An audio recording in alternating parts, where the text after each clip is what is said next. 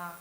그때 지원 동기로서 생각했던 것이 호세아 4장 5절에 있는 내 백성이 지식이 없으므로 망하는도다 라는 구절을 보고 다른 것이 아닌 오직 하나님의 말씀으로 부흥을 일으키자 하는 열정에 신학과에 가게 되었습니다.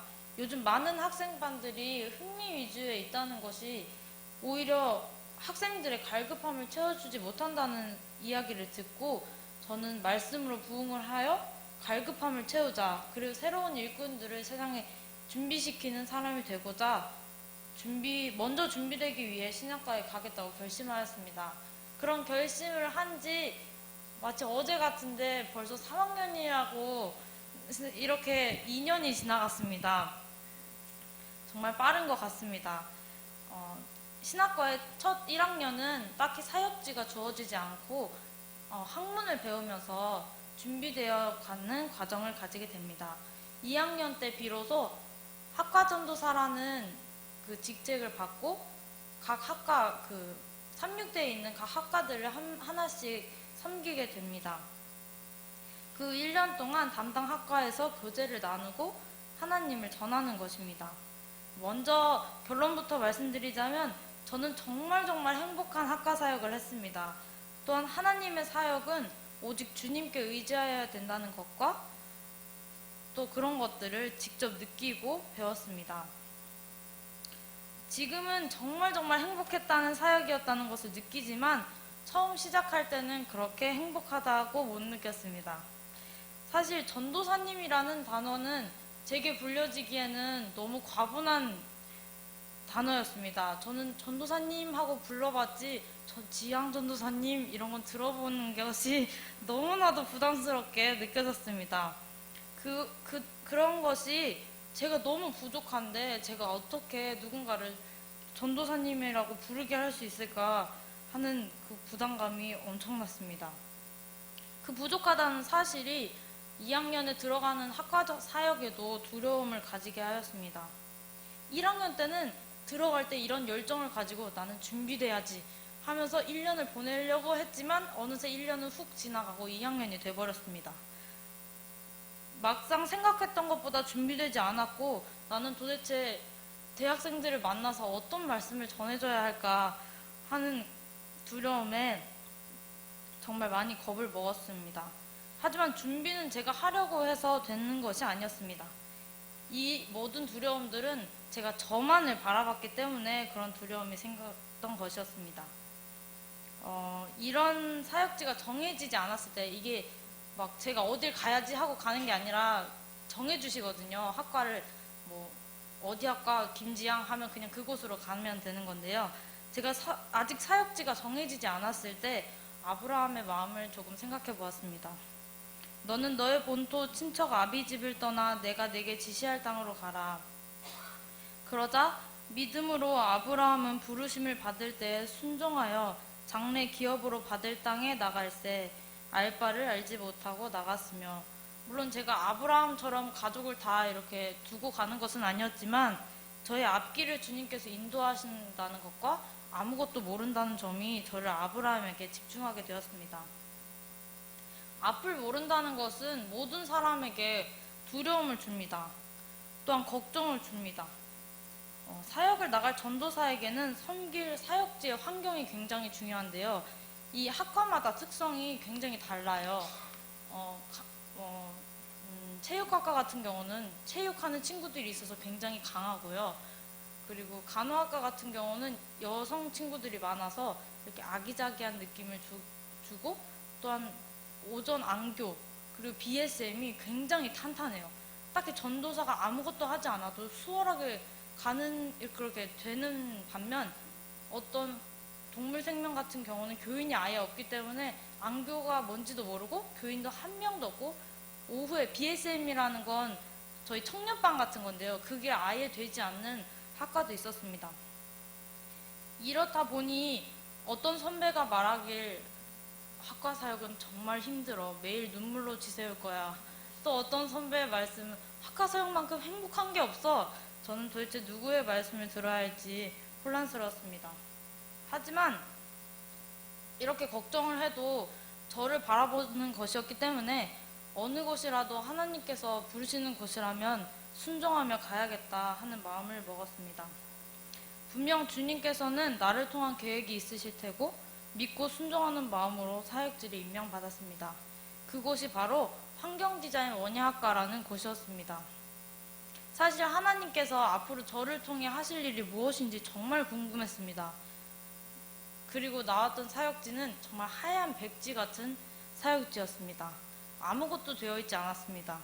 2014년도까지는 원예학과와 환경디자인과라고 이렇게 따로 분리되어 있었는데 제가 딱 임명 받자마자 그 과가 합쳐져서 새로운 과가 되었어요. 원래 이렇게 안교 임원들이 이렇게 선배들이 이렇게 해서 틀이 잡혀 있는데 저는 새로 된 학과라서 안교 임원이 한 명도 없었고 안교라는 것이 무엇인지도 모르는 친구들을 모아서 안교를 시작하게 되었습니다. 사실 이 안교라는 것이 종교활동이기 때문에 원치 않은 친구들이 많을까봐 좀 걱정했었는데 기도의 응답으로 안교 임원이 20명이 모이는 기적도 있었습니다. 그렇게 처음 하는 안교 임원들과 저도 처음 하는 이런 것들을 안교 시간도 짜보고 안교 임원들의 각 부서도 짜보고 또한 역할도 만들어보고 BSM이라는 것도 처음 해보고 저도 처음 해보고 그 친구들도 처음 해보고 함께 처음 경험하는 것들이 참 많았습니다. 달랐던 점은 아직 저는 익숙하지 않은 그 친구들과 익숙하지 않은 일을 리더로서 전도사로서 이끌어야 간다는 것이 저에게는 쉬운 일이 아니었습니다. 처음에는 그런 간호학과나 영미학과처럼 너무 틀이 잘 되어 있는 학과 전도사들이 너무 부러웠습니다. 저는 금요일 밤이 되면 절대 잠을 자지 못하고 내일은 뭐 해야 하지? 하면서 말씀은 뭐 해야 하지? 이것도 해야 할 텐데 하면서 고민하지만 그 친구들은 내일 다 준비되었어 하고 일찍 잠에 드는 모습이 정말 부러웠습니다. 하지만 처음 하는 것들이 많고 힘들었지만 이런 경험 가운데서도 분명히 저를 인도하시는 일이 있으리라 생각하고 오히려 틀이 없이 자유롭게 짤 수 있는 저희의 분위기를 부러워하는 친구들이 생기기도 했습니다. 여기서 중요한 것은 제가 처음 했다는 것이 아니었습니다.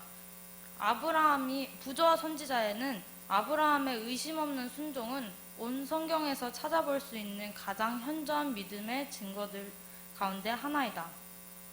아브라함이 완전한 순종으로 갈 바를 알지 못하고 나아간 순종은 우리가 믿음이라 불리우는 것의 증거라고 합니다.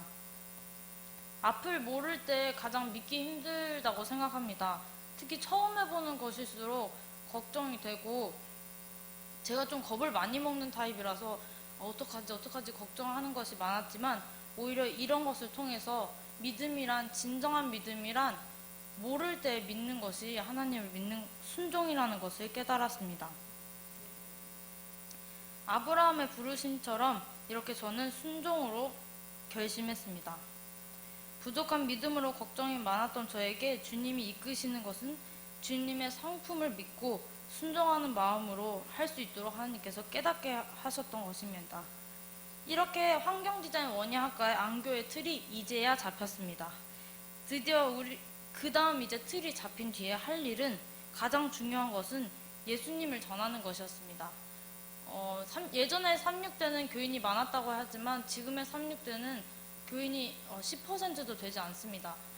그렇기 때문에 안교라고 해도 그 안교 임원들 중에는 교인이 20명 중에 5명도 되지 않는 오히려 타 종교의 친구들도 있는 그런 구성이었습니다.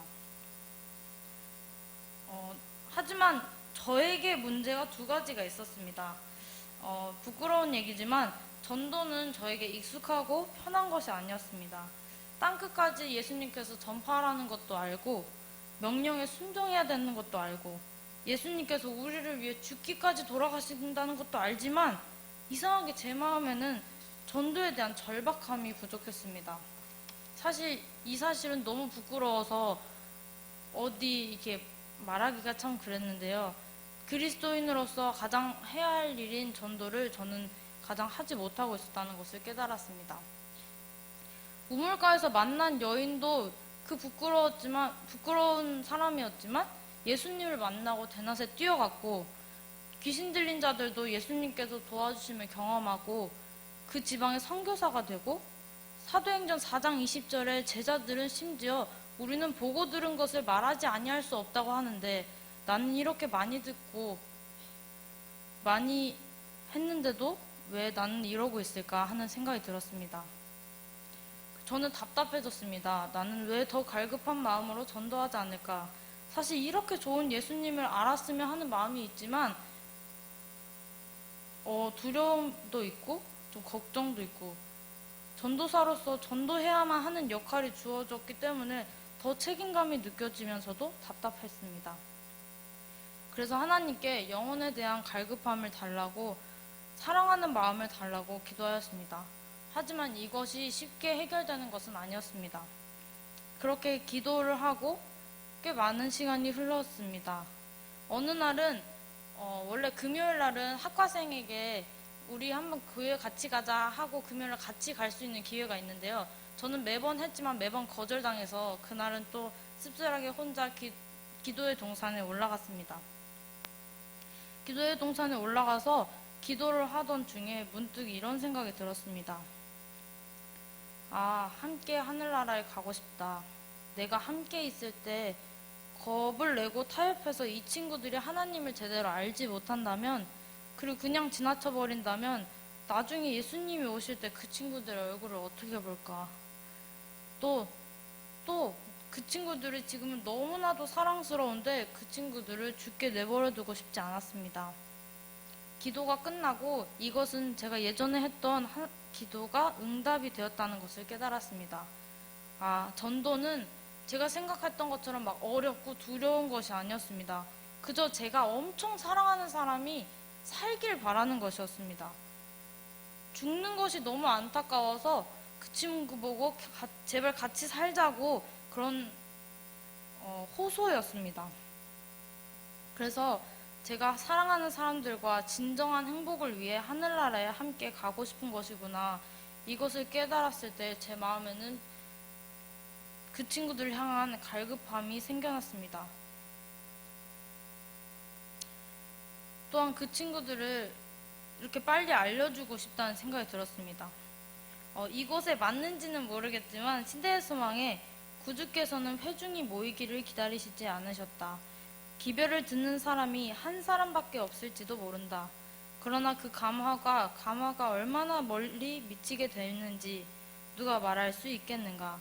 구주께서 사마리아 여자 때문에 시간을 소비하시는 것은 그의 제자들이 보기에도 사소한 문제처럼 생각되었다.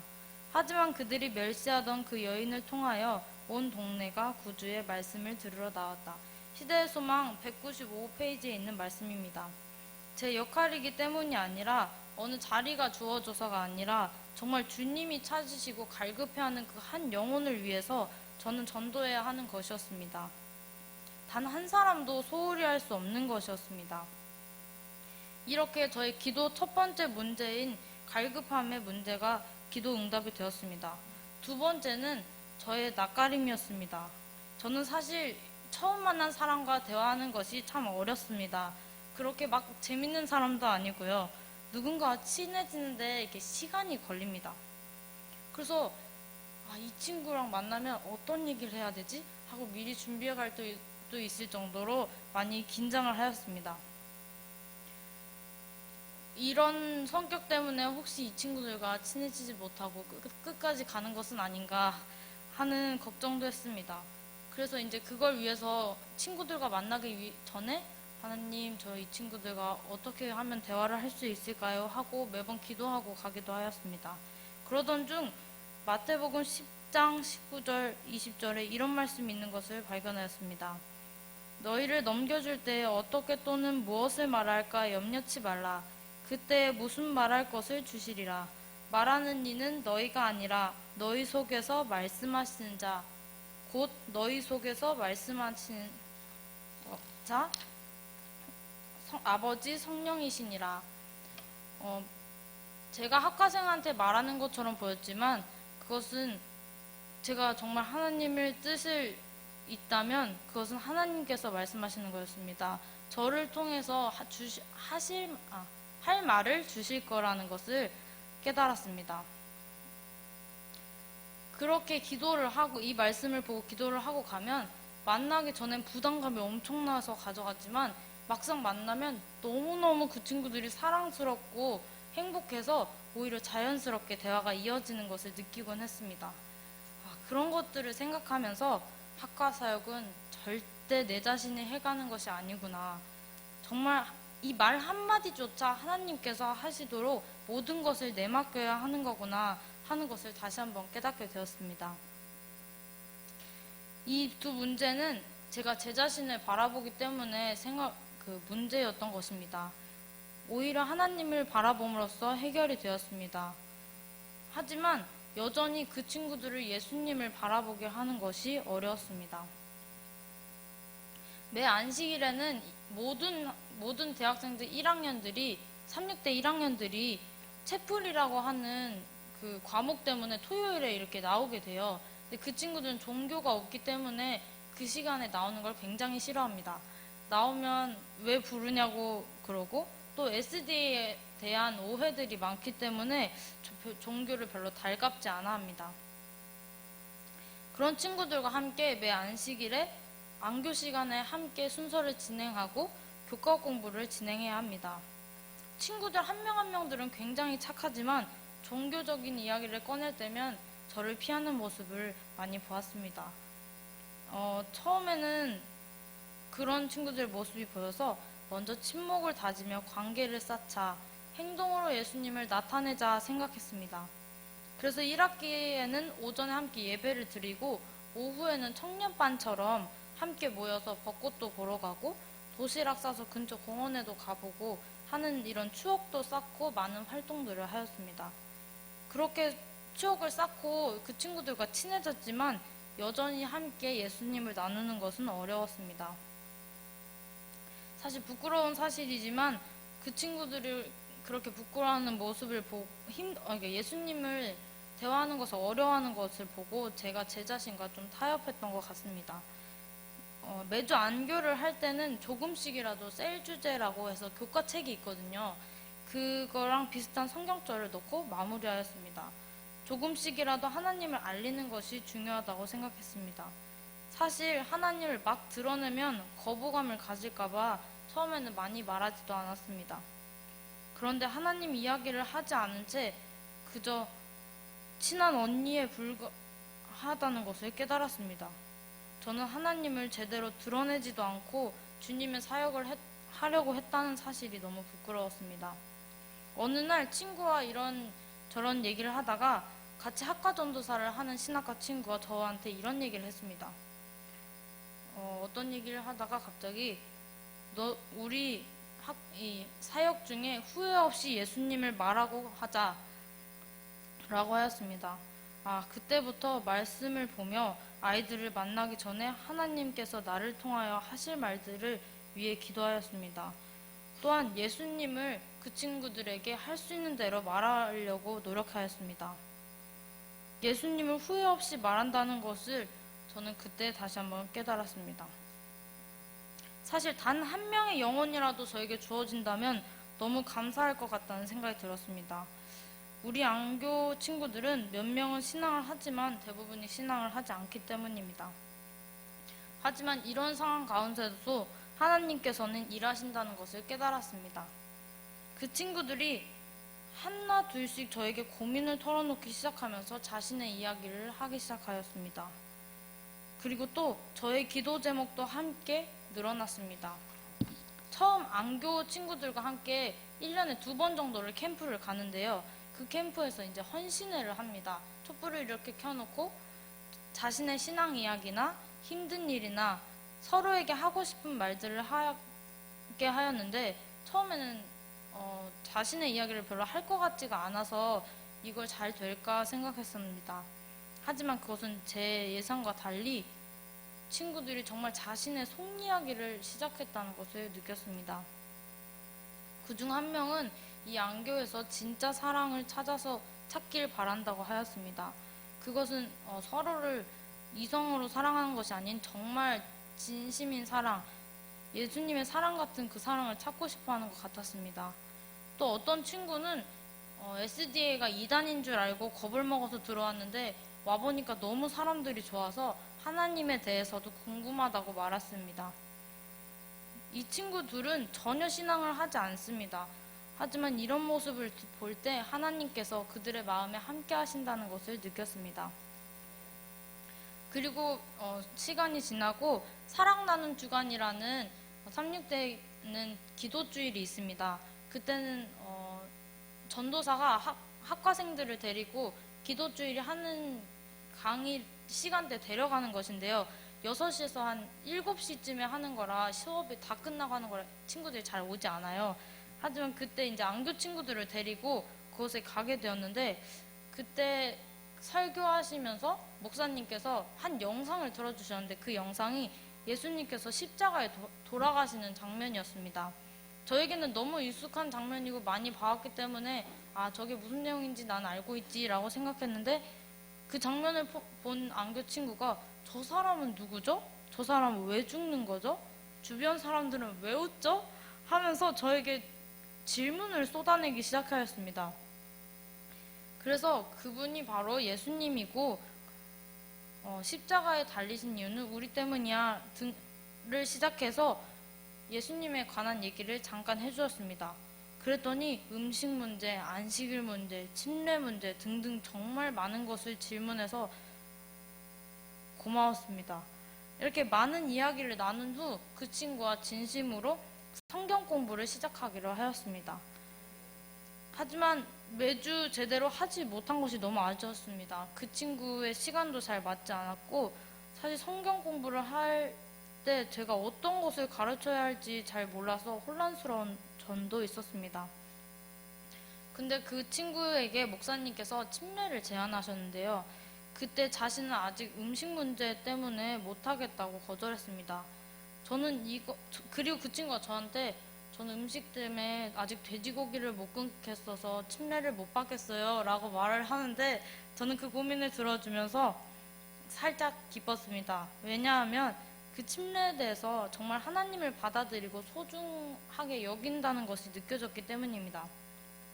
그래서 그 친구에게 음식 문제가 가장 중요한 것이 아니라 하나님을 사랑하는지가 중요하다는 것을 말해주었습니다. 그래서 아직 그 친구가 침례를 받진 않았지만 하나님께서는 계속 일하시고 계신다고 생각합니다. 그리고 안교회는 정말 핵심 멤버 중에 2명이 일요일 교인입니다. 그 친구들은 경찬을 담당하고 오후 청년반 활동도 가장 잘하는 친구들입니다. 오후에는 성경 공부를 같이 하고 여러 가지 막 놀러도 가고 이러는데요. 그때 창세기에 대해서 공부하는 시즌이었는데 창세기 2장의 안식일 파트를 같이 공부하게 되었습니다. 일요일 교회를 다니는 친구에게 안식일을 말한다는 것은 저에게 굉장히 긴장되는 일이었습니다.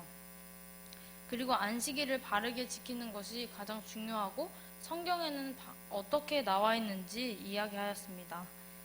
근데 그 친구가 자기는 너무 혼란스럽다고 이야기하였습니다. 그 친구가 굉장히 일요일 교회를 열심히 다니는 친구인데 그 교회에서도 이 교회는 이단이니까 가까이 하지 마라 라고 얘기하고, 우리 쪽에서는 안식일은 토요일이다 라고 말하는 것이 자신을 너무 혼란스럽게 한다고 이야기하였습니다. 저는 이 친구에게 강요하고 싶지 않았습니다. 진리를 선택하는 것은 본인이 정말 진심으로 하길 바랬습니다. 그래서 저는 그 친구를 위해서 꾸준히 기도하고 싶고 기도할 것입니다. 그래서 그 친구가 잊지 않도록 안식일에 관한 성경절을 계속해서 찾아서 보여주었고 고민을 끊임없이 들어주었습니다. 그 친구는 저번 주 안식일 날 침례를 받았습니다.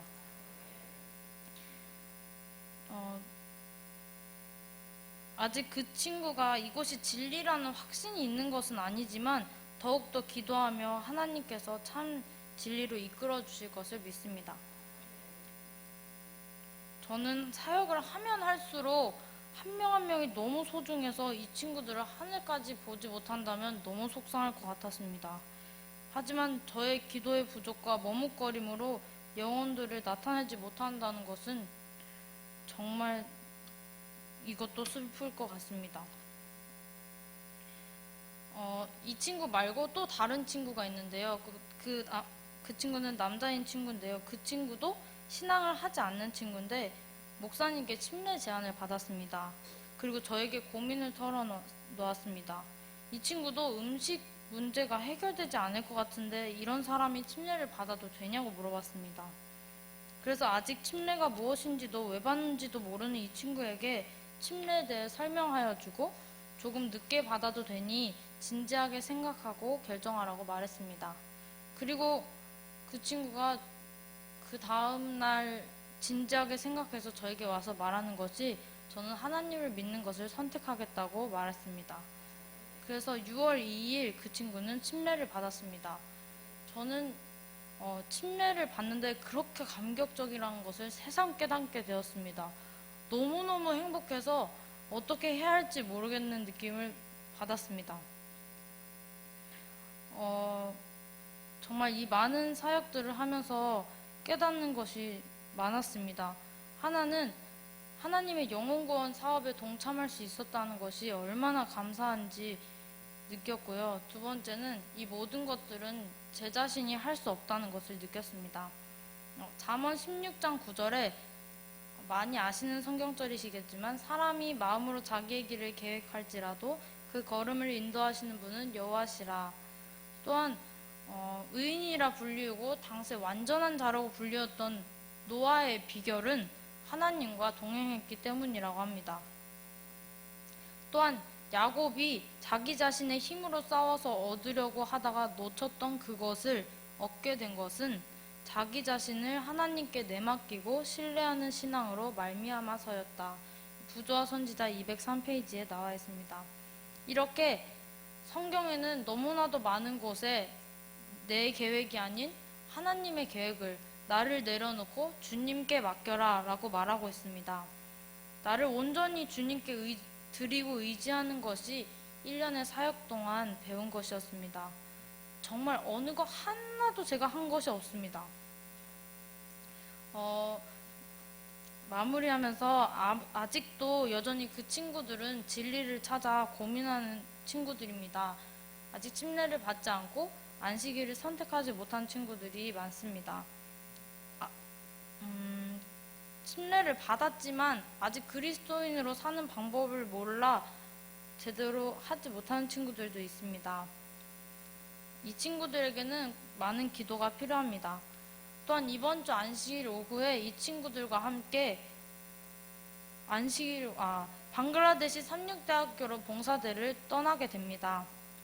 저는 아직 하나님께서 그들을 향한 계획이 계속되고 있으리라 믿습니다. 하지만 봉사대를 가는데 많은 것이 부족하여서 어려움을 겪고 있어 기도 중에 있습니다.